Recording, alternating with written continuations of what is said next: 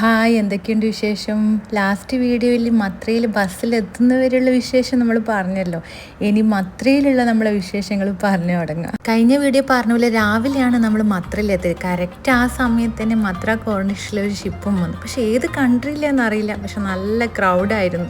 ഒമാനിലെ ഒരു ട്രഡീഷണൽ ആയിട്ടുള്ള ഫേമസ് ആയിട്ടുള്ള ഒരു സൂക്കാണ് മത്ര സൂക്ക്.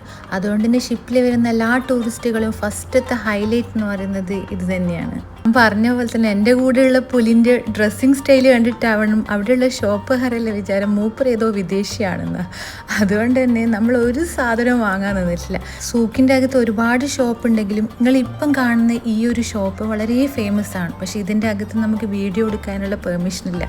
പക്ഷേ മൂപ്പർ പറഞ്ഞു ഞാനൊരു യൂട്യൂബറാണെന്നൊക്കെ. അതുകൊണ്ട് എന്തായി, ആ ഷോപ്പിൽ ഒരുപാട് കളക്ഷൻസ് നിങ്ങൾക്ക് കാണിച്ചു തരാൻ പറ്റിയല്ലോ. ഷിപ്പ് വന്ന ഡേ ആയതുകൊണ്ട് തന്നെ ഇവിടെയുള്ള ഷോപ്പുകാരെല്ലാം കുറച്ച് റേറ്റ് കൂട്ടിയിട്ടാണ് സാധനങ്ങൾക്ക് സെയിൽ ചെയ്യാറ്. കാരണം അവർ ബിസിനസ് ടൈമാണല്ലോ. പക്ഷേ ഇവിടെയുള്ള ആൾക്കാരുണ്ടല്ലോ, അവർ ഈ ടൈമിൽ അധികം ഒന്നും വാങ്ങാൻ നിൽക്കില്ല. അവർക്കറിയാമല്ലോ ആക്ച്വൽ പ്രൈസ് എത്രയാണ് വരാമെന്നൊക്കെ. അതുകൊണ്ട് തന്നെ എല്ലാം നടന്ന് കാണാമെന്നല്ലാണ്ട് വാങ്ങാനുള്ള ഉദ്ദേശമൊന്നും ഉണ്ടായില്ല.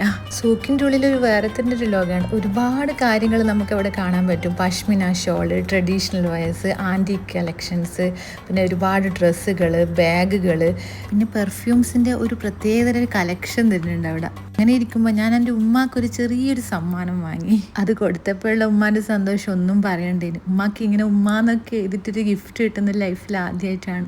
സൂക്ക് കണ്ട് കഴിഞ്ഞപ്പോൾ ചെറുതായിട്ടൊരു വിശപ്പിൻ്റെ വിളിയൊക്കെ വന്നു. അപ്പം നമ്മൾ എന്ത് ചെയ്തു, ജ്യൂസ് വേൾഡിൽ പോയിട്ട് നല്ല അടിപൊളി ഒരു ഫുഡ് കഴിച്ചു. അതിൻ്റെ വിശേഷം ഞാൻ വേറൊരു വീഡിയോയിൽ കാണിച്ചു തരാം കേട്ടോ. തിരിച്ചു പോകുമ്പോൾ ഹസ്ബൻഡിൻ്റെ കൂടെയാണ് പോയത്. അപ്പോൾ മൂപ്പറെ വെയിറ്റ് ചെയ്തിട്ട് ഇങ്ങനെ നിൽക്കുന്ന സമയത്ത് ഈ കോർണിഷിലൂടെ നടക്കുമ്പോൾ വേറെ തന്നെ ഒരു രസമായിരുന്നു. ചെറിയ വെയിലും നല്ല കാറ്റൊക്കെ ഉണ്ടായിരുന്നു. ഞാനും അവളും മാത്രമായിട്ട് ഒരു നല്ലൊരു ടൈമായിരുന്നു നമ്മൾ സ്പെൻഡ് ചെയ്തത്.